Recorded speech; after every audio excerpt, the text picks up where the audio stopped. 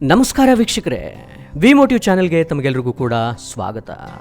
ಇವತ್ತು ನಾನು ನಿಮಗೆ ಒಂದು ಸುಂದರವಾಗಿರ್ತಕ್ಕಂತಹ ಕಥೆಯನ್ನು ಹೇಳ್ತೀನಿ. ನಮ್ಮ ಹಿರಿಯರು ಆಗಾಗ ಒಂದು ಮಾತನ್ನು ಹೇಳ್ತಿರ್ತಾರೆ, ಆಗೋದೆಲ್ಲ ಒಳ್ಳೆಯದಕ್ಕೆ, ದಯವಿಟ್ಟು ತಲೆ ಕೆಡಿಸ್ಕೋಬೇಡಿ, ಜೀವನ ದೊಡ್ಡದು, ಜೀವನವನ್ನು ಪ್ರೀತಿಸ್ತಾ ಹೋಗಿ ಅಂತ ಹೇಳ್ತಾ ಇರ್ತಾರೆ. ಅದ್ಯಾಕೆ ಭಗವದ್ಗೀತೆಯಲ್ಲಿ ಶ್ರೀಕೃಷ್ಣ ಪರಮಾತ್ಮನು ಸಹ ಅದೇ ಮಾತನ್ನು ಹೇಳಿದ್ದಾನೆ. ಆಗುವುದೆಲ್ಲ ಒಳ್ಳೆಯದಕ್ಕೆ ಅನ್ನೋ ಸಂದೇಶವನ್ನು ಸಾರಿದ್ದಾನೆ. ಈ ಕಥೆಯೂ ಕೂಡ ಆಗೋದೆಲ್ಲ ಒಳ್ಳೆಯದಕ್ಕೆ ಅನ್ನೋದನ್ನು ಸಾರಿ ಹೇಳುತ್ತೆ. ಒಂದೂರಿನಲ್ಲಿ ಒಂದು ಕುಟುಂಬ ವಾಸವಿತ್ತು. ಆ ಕುಟುಂಬದಲ್ಲಿ ಗಂಡ, ಹೆಂಡತಿ, ಅವರಿಗೆ ಒಬ್ಬ ಮಗನಿದ್ದ. ಅವರ ಮನೆಯ ಕುಟುಂಬ ಸದಸ್ಯನಂತೆಯೇ ಅವರ ಮನೆಯಲ್ಲೊಂದು ಕುದುರೆ ಇತ್ತು. ಆ ಕುದುರೆಯನ್ನು ಕಂಡ್ರೆ ಆ ಮಗನಿಗೆ ಬಹಳ ಪ್ರೀತಿ. ದಿನ ಅದರೊಟ್ಟಿಗೆ ಕಾಡಿಗೆ ಹೋಗಿ ಅದು ಮೇಯುವವರೆಗೆ ನಿಂತು ತಾನೂ ಸಹ ಹಣ್ಣುಗಳನ್ನು ತಿಂದು ಸಂಜೆ ಮನೆಗೆ ಬರೋದು ಆ ಬಾಲಕನಿಗೆ ಕಾಯಕವಾಗಿಬಿಟ್ಟಿತ್ತು. ಎಂದಿನಂತೆ ಒಂದು ದಿನ ಆ ಬಾಲಕ ಕಾಡಿಗೆ ಕುದುರೆಯೊಂದಿಗೆ ಹೋದ. ಕುದುರೆ ಒಂದು ಕಡೆ ನಿಂತು ಮೇವು ಮೇಯಲಾರಂಭಿಸಿತು. ಇತ್ತ ಹುಡುಗನೂ ಸಹ ಪ್ರಕೃತಿ ಸೌಂದರ್ಯಕ್ಕೆ ಮಾರು ಹೋಗಿ ಮೈಮರೆತನು. ಸುಮಾರು ಹೊತ್ತಾದ ಬಳಿಕ ಅವನು ಆ ಕುದುರೆ ಮೇಯುತ್ತಿದ್ದ ಜಾಗಕ್ಕೆ ಬಂದು ನಿಂತ. ಆದರೆ ಕುದುರೆ ಅಲ್ಲಿ ಇರಲಿಲ್ಲ. ಕುದುರೆಗಾಗಿ ಆ ಬಾಲಕ ಸಾಕಷ್ಟು ಹುಡುಕಾಟ ನಡೆಸಿದ. ಹುಡುಕಾಡಿ ಸುಸ್ತಾಗಿ ಮನೆಗೆ ಹೋದ. ಆಗ ಊರ ಜನ ಆ ಕುದುರೆ ಎಲ್ಲಿ ಎಂದು ಪ್ರಶ್ನೆ ಮಾಡತೊಡಗಿದ್ರು. ಮನೆಯಲ್ಲಿ ಆತ ಏನು ಹೇಳಬೇಕು ಅಂತ ತೋಚದೆ ಮಂಕಾದ. ನಂತರ ಊರ ಜನರೇ ಹುಡುಗನ ಅಪ್ಪನ ಬಳಿ ಹೋಗಿ ವಿಷಯ ಮಂಡಿಸಿದ್ರು. ಕುದುರೆ ಕಳೆದು ಹೋದ ವಿಚಾರವನ್ನ ತಂದೆಯ ಗಮನಕ್ಕೆ ತಂದರು. ಆಗ ಹುಡುಗನ ತಂದೆ, ಇರ್ಲಿ ಬಿಡಿ, ಆಗೋದೆಲ್ಲ ಒಳ್ಳೆಯದಕ್ಕೆ ಅಂತ ಹೇಳಿದನು.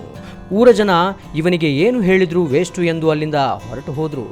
ನಂತರ ಹೀಗೆ ಕೆಲ ತಿಂಗಳುಗಳ ಕಳೆದ ನಂತರ ಒಂದು ದಿನ ಮುಂಜಾನೆ ಹುಡುಗನ ತಂದೆ ಎದ್ದು ಮನೆಯ ಬಾಗಿಲು ತೆಗೆಯುವಾಗ ಅವನಿಗೆ ಒಂದು ಆಶ್ಚರ್ಯ ಕಾದಿತ್ತು.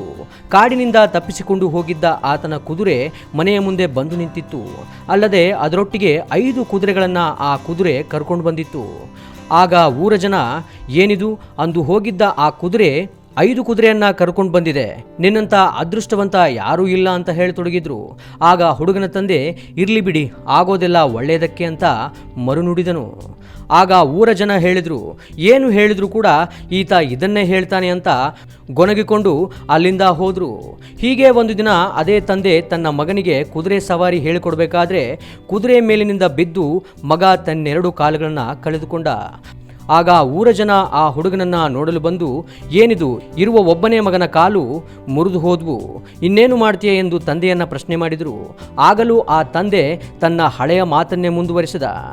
ಆತ ಜನರಿಗೆ ಹೇಳಿದ, ಇರ್ಲಿ ಬಿಡಿ, ಆಗೋದೆಲ್ಲ ಒಳ್ಳೆಯದಕ್ಕೆ ಎಂದು ಮತ್ತೆ ಮರುನುಡಿದ. ಆಗ ಊರ ಜನ ನಿಜಕ್ಕೂ ಇವನಿಗೆ ಹುಚ್ಚು ಹಿಡಿದಿದೆ ಎಂದು ಬೈದುಕೊಂಡು ಅಲ್ಲಿಂದ ಹೋದರು. ಹೀಗೆ ಕೆಲ ದಿನಗಳು ಉರುಳುತ್ತಿದ್ದಂತೆ ಊರಿಗೆ ರಾಜ ಬಂದ. ಹಾಗೆಯೇ ಆತ ಒಂದು ಆಜ್ಞೆಯನ್ನು ಹೊತ್ತು ತಂದಿದ್ದ. ಶತ್ರುಗಳ ಸೈನ್ಯವು ನನ್ನ ಆಸ್ಥಾನದ ಮೇಲೆ ದಾಳಿಗೆ ಬರುತ್ತಿದೆ, ಹೀಗಾಗಿ ನಿಮ್ಮ ಮಕ್ಕಳನ್ನು ನನ್ನ ಸೈನ್ಯಕ್ಕೆ ಕಳಿಸಿಕೊಡಿ ಎಂದು ರಾಜ ರಾಜಾಜ್ಞೆಯನ್ನು ಹೊರಡಿಸಿದ. ಇನ್ನು ಕುದುರೆ ಮೇಲಿನಿಂದ ಬಿದ್ದು ಕಾಲು ಕಳೆದುಕೊಂಡ ಯುವಕನನ್ನ ರಾಜ ತನ್ನ ಸೈನ್ಯಕ್ಕೆ ಸೇರಿಸಿಕೊಳ್ಳಿಲ್ಲ. ಉಳಿದವರ ಮಕ್ಕಳನ್ನೆಲ್ಲ ರಾಜ ತನ್ನೊಂದಿಗೆ ಕರೆದುಕೊಂಡು ಹೋದ.